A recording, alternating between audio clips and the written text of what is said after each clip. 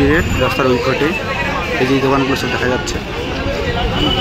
এই দোকানগুলোতে ফুলের ডালি, ফুল, কুন্দু ফুলের মালা, ঠাকুরের প্রসাদ, লাড্ডু, সন্দেশ,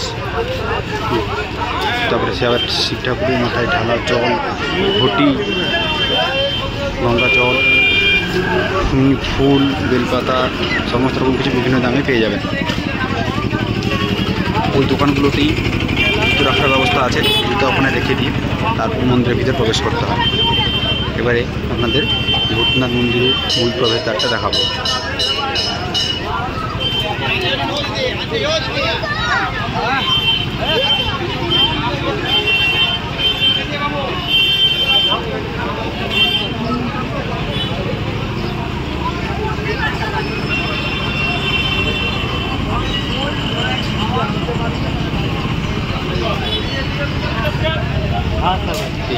এই গেটটা যেখানে শ্রী মন্দির আছে, এটাই ভূতনাথ মন্দিরের যাওয়ার মূল প্রবেশদ্বার। এটাকে ঢুকে ভিতরে সেই মাথায় জল ঢেলে পূজা দিতে হয়।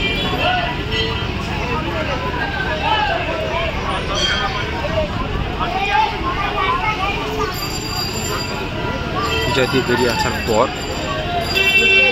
এইসব ফুটপাতের দোকানগুলো থেকে আপনি পেয়ে যাবেন আরতি করার জিনিস। তারপর সবাই এই অংশে এসে এইখানে সবাই আরতি করে থাকবে।